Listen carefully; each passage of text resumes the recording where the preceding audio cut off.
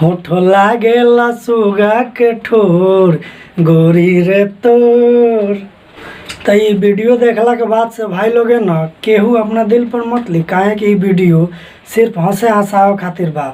तब वीडियो का हमरा लाइक करो लोगी या नया बाड़ो लोगी तो चैनल के सब्सक्राइब कर दो लोगी और शुरू से एकदम लास्ट तक लिए वीडियो देखो लोगी। हाँ भाई एक बात और ही तार लोग हम बता दी, आज हम चलता नहीं हाल चाल लेवे है टिकटॉक किया भाई लोग के जितना टिकटॉक वाला रहे सही हिसाब आतंक कई फैल रहे सब ताले देख लो लोग जे कौना हिसाब से करत रहे सब। तो एकदम शुरू से लास्ट तक ये वीडियो देख लो, लास्ट में देख लो जे कितना मजा आता है।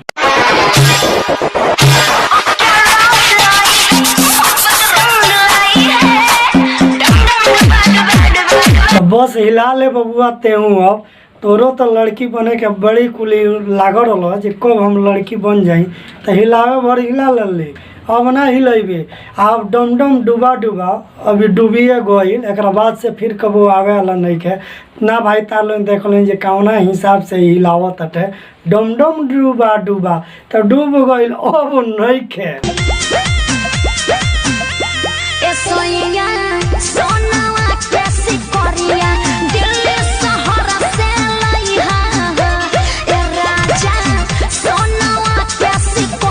ए राजा सुनवा के सिकड़िया दिल्ली शहर से लइया भैया नहीं क्या होता हमारा से ये ना हो पाई, लेकिन भाई तार लोग देखो लोग ये कौना हिसाब से भाईवा गिल बा, लेकिन आगे देखो लोग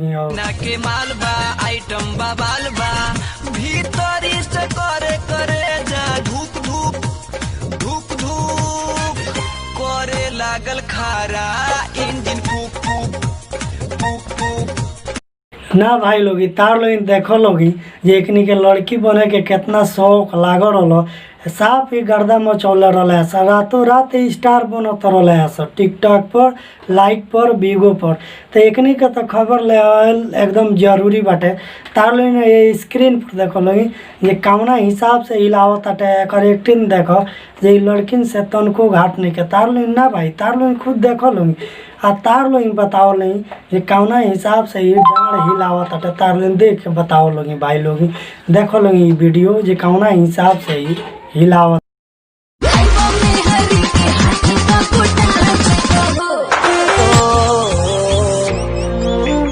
तो का हो ब्यूटी के काट लियल तारा के चिवटी काहे एंगा से लगलू करे हो काहे तो रोवे लगलू। अरे हंस हंस हंस घबरा मत इतना दिल मत छोटा कर भाई लोग तारा लोग देखो लोगी ये बबुनिया के ये पहले कौना हिसाब से रलस तनी एक और बैक वाला वीडियो तार लोग देख लो लोगी तब आगे तार लोग के हम बताव तनी।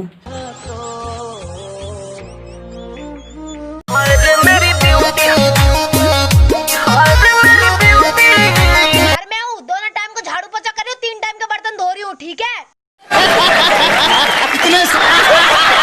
अरे वाह बहुत खुश बानी हम। देखो ऐसे बढ़िया कोनो काम तारा मिली ना आ देखो ये बहुत अच्छा काम बाटे। अरे ये ना करत रहो सबसे बढ़िया तारा लायक कि ये कमुए बाटे जे आराम से घर के पोछा लगाओ सर सफाई करो बर्तन धो तीनों टाइम धो।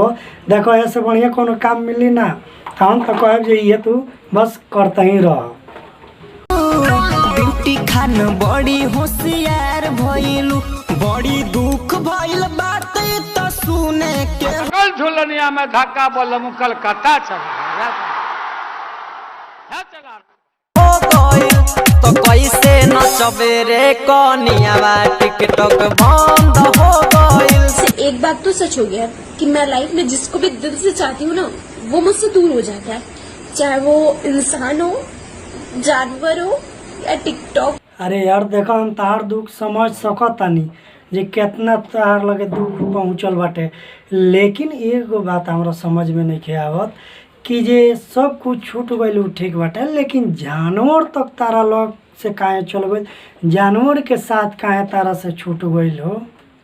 इंडिया से टिकटॉक तो जा रहा है ना, जाए मैं नहीं रोऊंगी, पर एक बात प्ले स्टोर भैया याद रखना कि मैं इंडिया का कोई भी टिकट मित्रों पता नहीं कौन से चित्रों एप्स मैं डाउनलोड नहीं करूँ। तो अगर जे तू कुछ लोड ना करबू तो तू रोत काहे बड़ू आई धमकाव तारू का जा भले तू कुछ मत लोड करो वैसे हमने के कोनो फर्क पड़े के बाटे तू कुछ मत लोड करो लेकिन धमकियाव मत।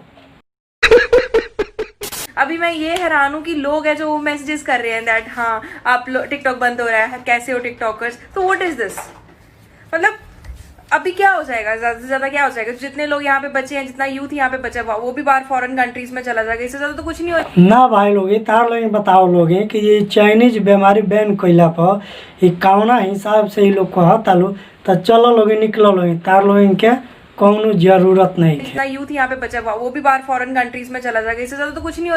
इंडिया में टिकटॉक वीगो बंद भइला से फौरन तू कंट्री चल जेबू तो जा तार एजा कोनो जरूरत नहीं है ना भाई। हम नहीं की कह देख लो ई कौना हिसाब से कह तारी मैडम ये सारा यूथ फॉरेन कंट्री चल जाएगा, टिकट कब के बा तनी बता दो सब लोग जान जा निकल।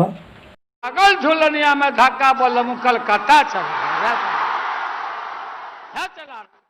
टिकटॉक बंद हो रहा है ना तो सब लोग खुश हो कि टिकटॉक बंद हो रहा है। जाओ पहली फुर्सत में निकल, कोई जरूरत नहीं हिंदुस्तान को। भाई लोग ये सब कुल बंद भइला के बाद से न तार लोग सब आदमी मिल के केहू ये बात के मजाक मत उड़ावे कि ये सब कुल बैन हो गई। आ देखो ये लोग के ऊपर कितना मुसीबत पड़ल बाटे, रातों रात स्टार वाला लोग है। तो हमने के सब जने मिल के बस 1 मिनट केवल खूब हंसल जाओ।